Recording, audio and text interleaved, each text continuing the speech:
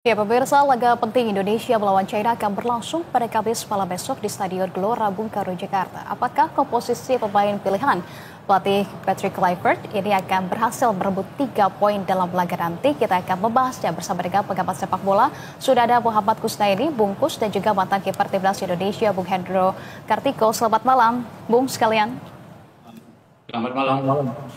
Baik, terima kasih sebelumnya sudah berkenan bergabung bersama kami di Berita Satu Utama. Mungkin saya yang pertama ingin ke Bung Kusnaini terlebih dahulu. Bung Kusnaini, karena ini kita lihat secara komposisi pemain begitu ya akan diturunkan oleh pelatih Kevin Patrick Kluivert. Nah, kalau kita lihat salah satunya adalah ada debut dari Emil Audero. Bung Kus ini difavoritkan untuk menggantikan Martin Paes yang kita tahu ini juga sudah absen karena akumulasi kartu begitu.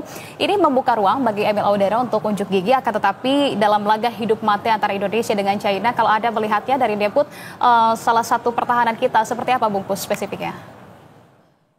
Iya, saya pikir kita beruntung punya kiper sekelas Audero pada saat kita sangat membutuhkan penjaga gawang yang tangguh untuk pertandingan yang sangat krusial.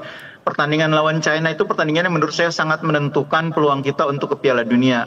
Setidaknya kita butuh satu kemenangan dari 2 laga sisa, dan laga yang paling mungkin untuk kita menangkan kan lawan China. Lawan Jepang di laga berikutnya kan sangat berat. Jadi kita bisa menang lawan China, ada peluang kita bisa lolos ke putaran keempat. Karena itu saya pikir beruntung kita punya kiper sekelas Audero. Meskipun ini akan menjadi debut dia bersama tim nasional, tapi jangan lupa Audero ini pernah 7 musim bermain di Serie A.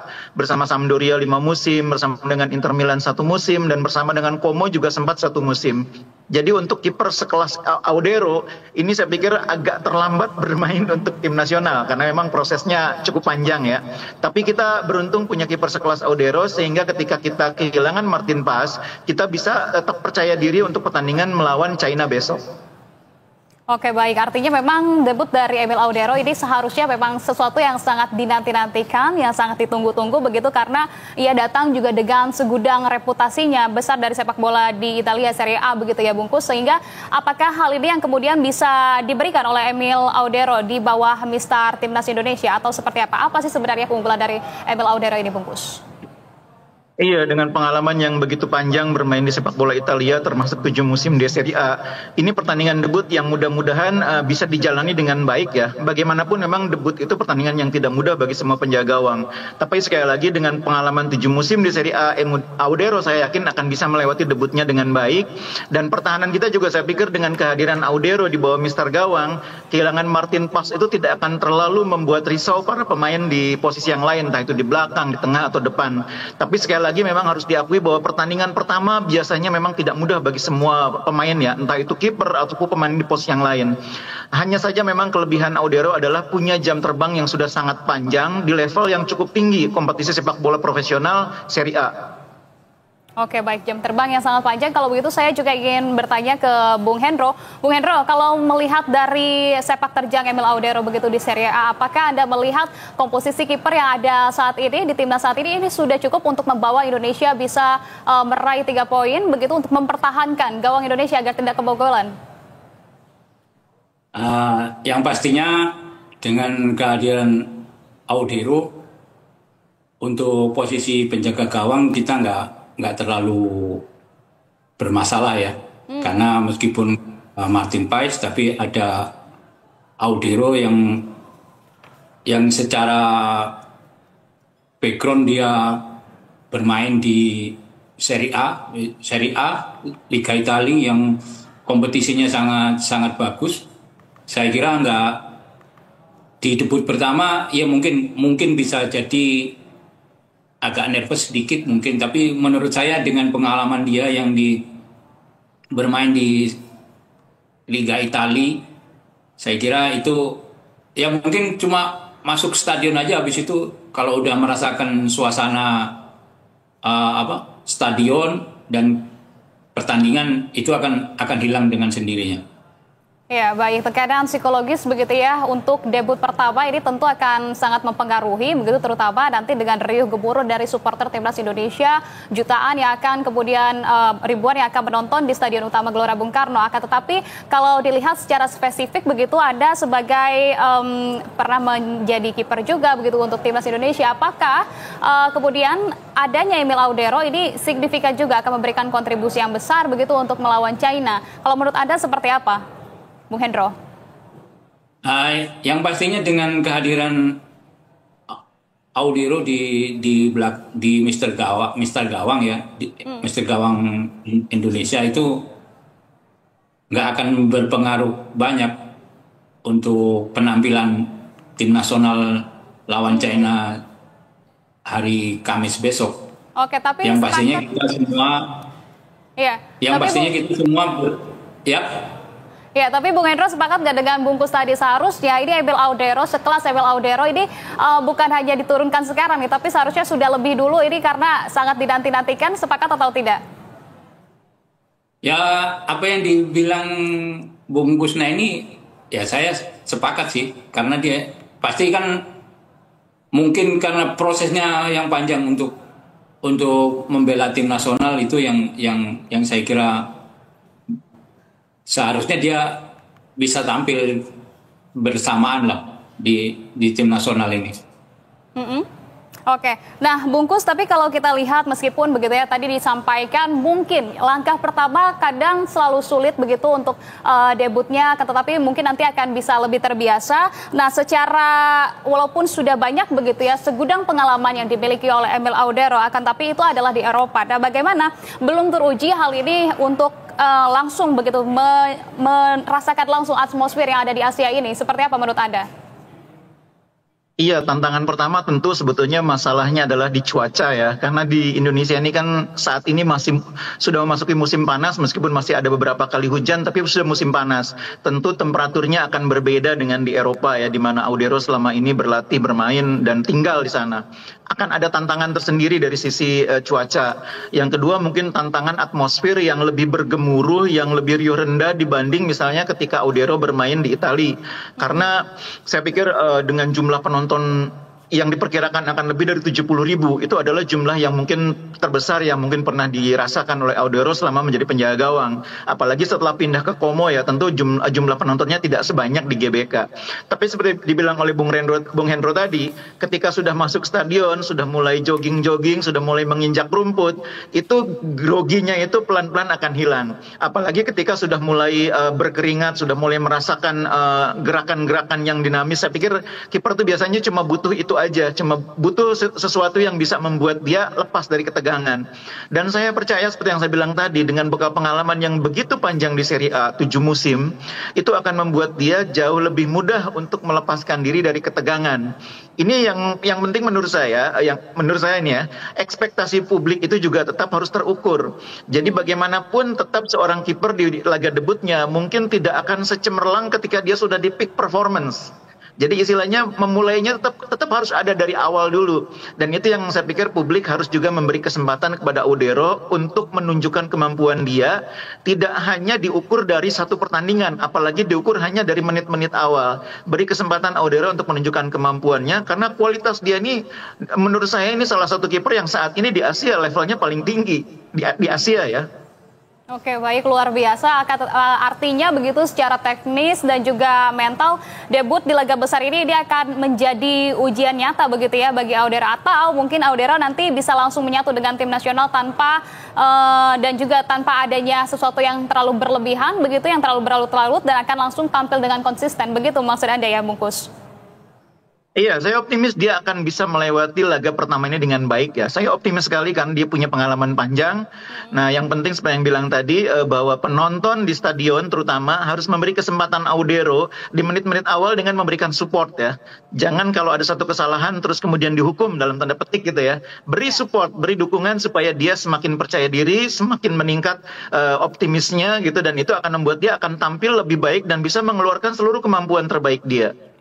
Oke, baik. Nah, kalau begitu saya ingin ke Bung Hendro. Bung Hendro, kalau kita melihat posisi kiper, ini kan tentunya juga sangat krusial dalam menjaga kestabilan dari pertahanan. Apalagi kalau menghadapi serangan cepat yang kita tahu dari pemain China, begitu ada penyerang seperti Wu Lei dan juga Zhang Yuning, begitu ya. Yang dari pengalaman Anda, begitu kalau Anda melihatnya dalam kondisi seperti ini, apa seharusnya kunci utama dari seorang kiper dalam memimpin lini belakang begitu ya saat menghadapi tekanan yang begitu besar? Seharusnya apa kuncinya, Bung Hendro? Yang pastinya kuncinya komunikasi ya, karena seorang penjaga gawang itu kan mempunyai pandangan yang paling luas dari semua pemain, karena dia paling belakang, otomatis dia akan melihat semua itu pemain lawan atau pemain kita juga itu pasti akan terlihat. Itu butuh. Yang saat ini pengalaman saya ya butuh komunikasi sama pemain, terutama pemain belakang, untuk mengkoordinasi serangan-serangan dari lawan, karena kiper juga nggak bisa bekerja sendiri, karena kita juga butuh orang yang di depan kita untuk istilahnya menghalau serangan lawan.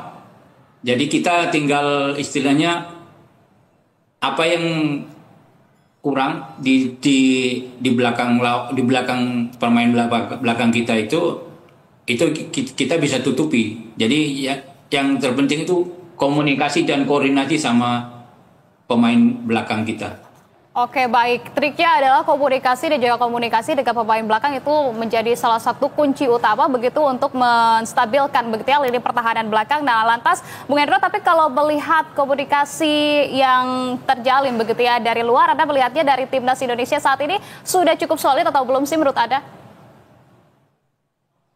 Kalau menurut saya seharusnya udah solid ya, kan kita kan kemarin udah melakukan training center di Bali yang lumayan bagus lah, maksudnya dalam di sekitar beberapa hari itu juga akan membantu komunikasi dan chemistry sama semua pemain, terutama pemain belakang yang akan tampil di pertandingan besok lawan China.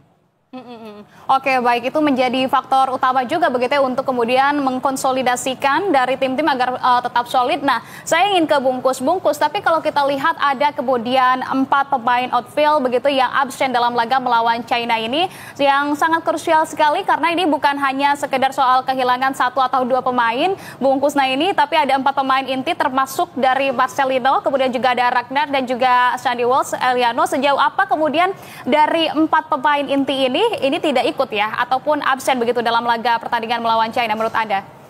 Seberapa berpengaruh Bung? Iya, yang absen itu sebagian besar adalah pemain yang berposisi di depan ya. Entah itu Orat Mangun, Marcelino, Eliano juga tidak main, itu pemain-pemain depan. Pemain belakang yang reguler main itu entah itu Jai Ijes, Miss Hilher, Rizky Ridho, kemudian Justin Hubner, Calvin Verdong, Kevin Dick, semua main. Jadi sebetulnya di lini pertahanan nggak ada masalah. Salah satu keuntungan bagi Emil Audero, karena Jai Ijes yang akan menjadi pemimpin di lini pertahanan itu bisa komunikasi dalam bahasa Itali sama dengan Audero. Sebagian besar pemain kan memang backgroundnya bahasa Belanda, tapi Jai Ijes itu main di Itali, jadi bahasa Italinya dengan Audero nyambung. Itu keuntungan Audero yang membuat saya yakin dia tidak akan kesulitan di laga debutnya. Nah, memang kehilangan Orat Mangun dan kehilangan terutama Marcelino di depan ini akan sedikit membutuhkan PR ya, karena Coach Clifford harus berpikir keras bagaimana tetap menjaga ketajaman lini depan ketika 2 pemain yang biasa main sebagai starter tidak main, yang bertahankan oleh Romani sebagai striker, tapi pemain yang menciptakan peluang-peluang di kiri Orat Mangun, di kanan Marcelino, itu dua-duanya nggak main. Inilah PR-nya bagi Coach Clifford mencari penggantinya. Kalau di kiri, saya kira kita punya beberapa alternatif ya. Ada Strike di sana, ada Dean James, jangan lupa juga masih ada Lili Pali yang bisa main di posisi kiri, posisi yang biasa ditempati ketika main di Borneo. Di kanan ada Egy Maulana, ada Beckham Putra. Saya kira ini pemain-pemain yang punya kapasitas untuk menggantikan pemain yang absen. Baik, tapi kalau untuk lini tengah sendiri tanpa adanya Marcelino begitu, apakah kemudian ini juga akan mempengaruhi dari kreativitasnya Bung Kusna ini? Iya, dalam beberapa pertandingan terakhir kan Marcelo ini lebih banyak didorong ke depan ya untuk membantu striker. Di tengah itu kalau bermain dengan formasi 3-4-3, maka jangkarnya itu ada dua orang, Tom Haye, dan belakangan ada Joey Pelupesi. Di kiri ada Calvin Perdong, di kanan Kevin Dix. Itu kan sudah sangat solid. Dua-duanya bisa main, entah itu Pelupesi maupun Tom Haye. Masih ada Ricky Kambuaya juga, yang di laga terakhir lawan Bahrain juga main bagus. Jadi kalau misalkan Coach Clifford memutuskan mengubah dari 3-4-3 jadi 4-3-3, kita juga punya gelandang-gelandang yang cukup baik. Ada Kambuaya yang bisa menjadi tambahan selain Joey Pelupesi dan Tom Haye. Dan di bangku cadangan masih ada Ivar Jenner juga, masih ada Nathan. Saya pikir tidak ada persoalan yang krusial dalam hal pemain ya. Karena menurut saya kemampuan pemain-pemain yang ada yang bisa diturunkan untuk mengatasi China masih cukup gitu ya, masih cukup kuat.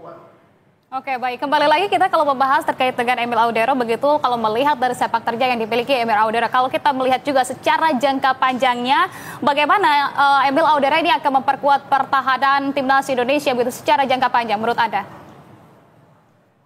Iya, kalau misalnya Emil Audero bisa konsisten penampilannya ya, saya pikir ini akan menjadi bonus bagi timnas Indonesia karena kita punya dua kiper yang berkualitas.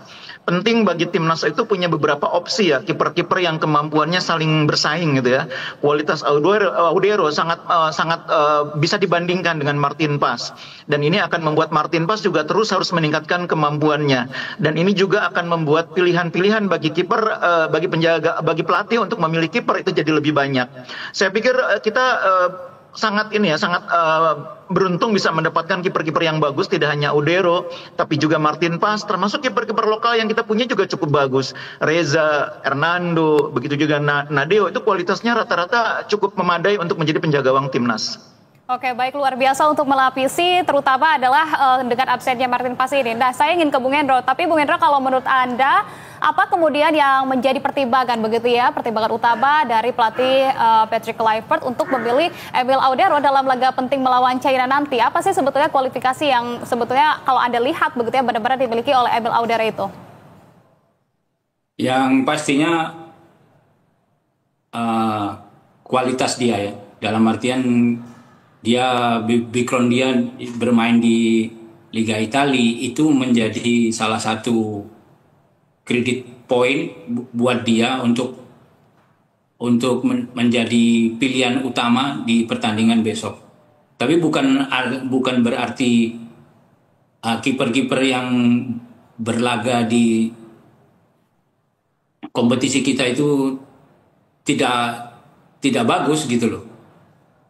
Semua bagus, apa yang dibilang dari Bung Kusna ini, ada Nadeo, ada Reza, ada Hernando, itu kiper-kiper Indonesia yang luar biasa, yang memang pantas untuk masuk tim nasional.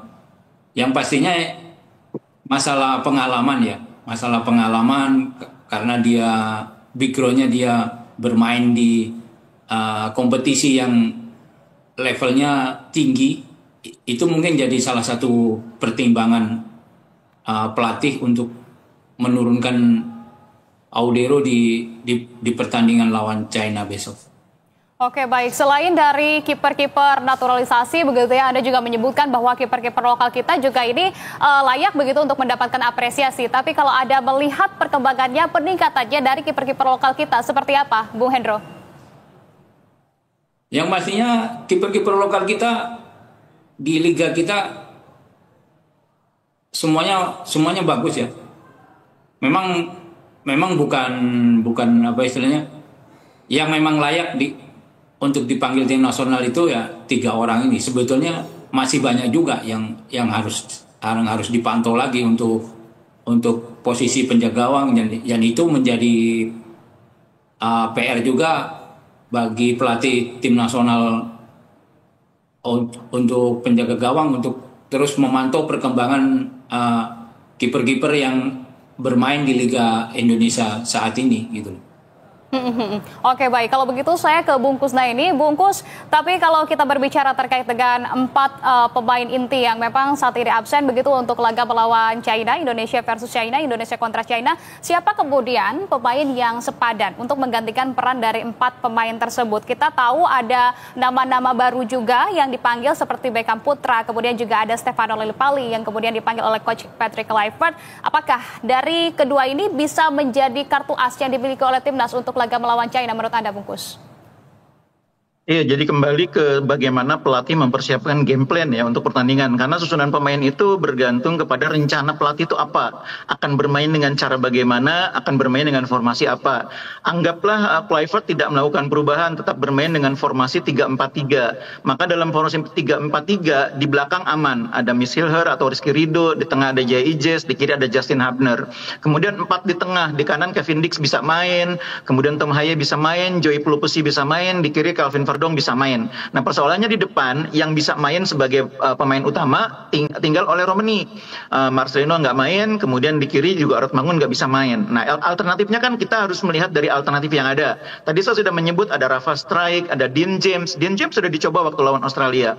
Tapi ketika pelatih memanggil Lillipali, saya pikir ini juga punya rencana tersendiri. Saya pikir Coach Kluivert tahulah backgroundnya Lillipali sebagai pemain yang pernah bermain di Belanda. Jadi saya menduga Lillipali ini akan mendapatkan peran untuk mengisi posisinya Rothmangun. Meskipun mungkin tidak sebagai starter ya, karena kondisi fisik Lillipali ini kan baru pulih dari cedera di akhir musim ya. Nah, kalau Lillipali kondisinya tidak 100% fit, mungkin dia akan dimainkan dengan jumlah menit tertentu. Tapi kalau fit, mungkin akan bermain 90 menit atau sejak awal sebagai starter di kiri.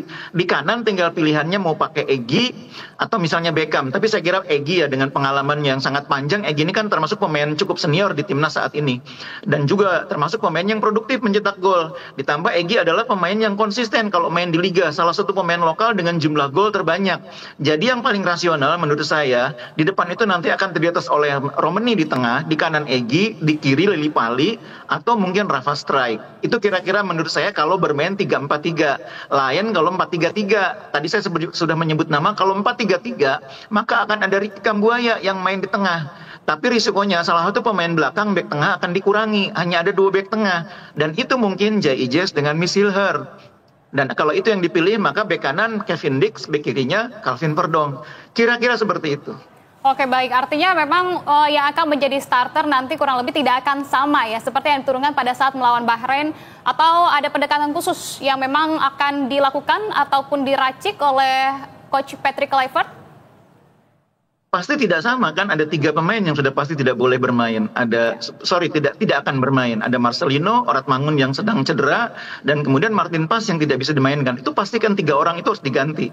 Jadi pasti tidak sama. Nah, yang penting saya pikir sekarang ini bagaimana Coach Patrick Kluivert menyiapkan skenario atau game plan atau pertandingan.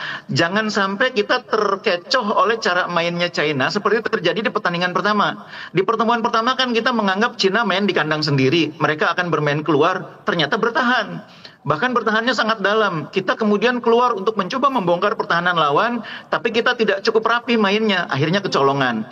Nah, skenario-nya ini harus disiapkan semua. Apakah Cina akan bermain dengan cara yang sama di pertandingan kedua kali ini? Apakah Cina akan berubah bermain lebih agresif sehingga bermain lebih terbuka? Karena Cina kan harus menang. Kalau mau lolos ke putaran keempat, China tidak punya pilihan, harus menang.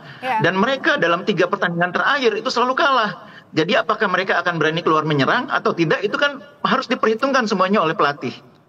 Oke, baik. Nah, ini menarik juga kalau kita membahas terkait dengan pertandingan Indonesia kontra China sebelumnya pada saat Indonesia tandang begitu, melihat kembali pertemuan itu, timnas yang saat itu dinaungi oleh Coach Shin Tae-yong ini mengandalkan skema 3 back begitu ya, dengan kemudian kita kebobolan 1-2 Bungkus. Nah, ini dan Coach Patrick Kluivert nampaknya juga saat ini mengandalkan juga dari formasi tersebut dalam 2 laga terakhir, terutama bersama dengan timnas hanya ada pemainnya saja yang diganti, terutama untuk saat ini ya, dari 3 back tersebut hanya pemainnya saja begitu yang diganti. Nah, menurut Anda apakah formasi dengan 3 back ini yang sama juga untuk melawan China, hanya pemainnya saja yang diganti, ini cukup memungkinkan untuk membawa kita meraih 3 poin, Bungkus? Nah, ini Coach Clifford pernah mencoba formasi yang berbeda ya, 4-3-3 waktu pertama kali menangani timnas lawan Australia. Dan hasilnya ternyata kan kita kalah cukup besar. Sehingga di pertandingan tersebut, di tengah pertandingan Coach Clifford mengubah dari 4-3-3 jadi 3-4-3. Dan ketika digunakan melawan Bahrain, formasi tersebut membuat tim kita bisa bermain lebih solid. Jadi biasanya pelatih berbasis pengalaman dua pertandingan itu, di laga ketiga kali ini akan meneruskan tren main 3-4-3. Karena emang sudah terbukti lawan Bahrain bisa lebih efektif dibanding main 4-3-3. Itu kebiasaan ya. Cuma sekali lagi, soal bagaimana menyiapkan game plan, mengatur formasi, dan menentukan siapa yang main, itu memang merupakan kewenangan pelatih yang tidak bisa kita campuri. Tapi Bungkus, kalau kita mengkaji lagi begitu ya, dengan 3 back ini bukankah konsekuensinya adalah ruang dari antar lini ini jauh lebih bisa terbuka lebar dan juga lebih tereksploitasi begitu ya? Apakah apalagi dengan tim-tim China begitu yang punya kecepatan juga di sisi sayapnya, bukankah seperti itu Bungkus Naini? Jadi soal formasi itu tidak sepenuhnya menentukan bagaimana kita bermain. Jadi ada yang saya bilang game plan tadi kan. Game plan itu nanti akan menentukan cara kita bermain. Formasi itu hanya upaya menerjemahkannya dalam penempatan posisi. Detil-detil game plan itu nanti akan diatur oleh pelatih. Penempatan back kiri itu seperti apa? Apakah dia up? Apakah dia agak sedikit middle? Apakah dia lebih ke belakang? Apakah masuk ke dalam? Itu detil-detil itu yang akan dibuat oleh pelatih, yang saya pikir itu sangat teknis ya. Dan saya percaya pemain kita dengan pengalaman pernah kalah dari China di laga pertama di kandang lawan, kali ini akan lebih hati-hati terhadap serangan balik lawan. Oke, terhadap serangan balik lawan, sebelum saya ke Bung Hendro, artinya masih realistis begitu ya untuk mempertahankan formasi 3 back dengan komposisi pemain yang ada saat ini, begitu Bungkus? Menurut saya berbasis dua pengalaman di pertandingan sebelumnya lawan Australia dan Bahrain, 3-4-3 adalah pilihan yang paling realistis saat ini. Oke, baik. Kalau begitu saya ingin ke Bung Hendro juga. Bung Hendro, kalau kita melihat begitu ya dalam sejarah timnas sudah ada beberapa kiper yang kemudian ini menjadi andalan sejak tahun 2020. Salah satunya adalah Martin Paes, kemudian juga saat ini kita tahu yang difavoritkan adalah Emil Audero. Nah, menurut Anda apa tantangan terbesar kemudian yang dihadapi oleh kiper baru untuk menunjukkan kualitasnya begitu ya di level internasional? Yang pastinya tantangannya itu kan kalau si Audero itu kan tampilnya setelah Martin Paes. Yang pastinya dia harus berpenampilan sama dengan apa yang ditunjukkan sama Martin Paes. Tapi yang terpenting itu karena dia melakukan di debut pertamanya, yaitu tadi apa yang dibilang Bungkus tadi. Supporter kita juga harus kasih support dia. Kalau jangan apa yang bilang salah sedikit udah langsung diteriakin, itu akan kurang bagus buat pemain tersebut gitu. Yang pastinya dukungan dari supporter itu sangat berpengaruh juga buat penampilan sebagai seorang kiper di pertandingan besar ya, karena kita juga membutuhkan poin untuk mengamankan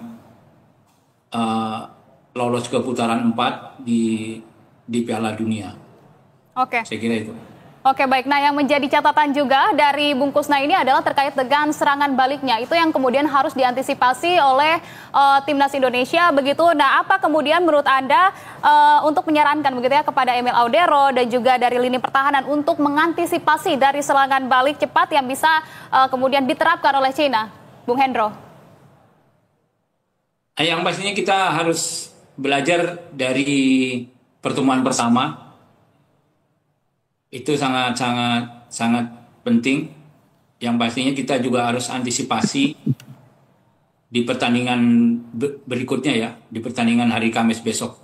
Yang saya bilang tadi ya, butuh koordinasi dan komunikasi dari pemain belakang kita terutama untuk mengantisipasi serangan-serangan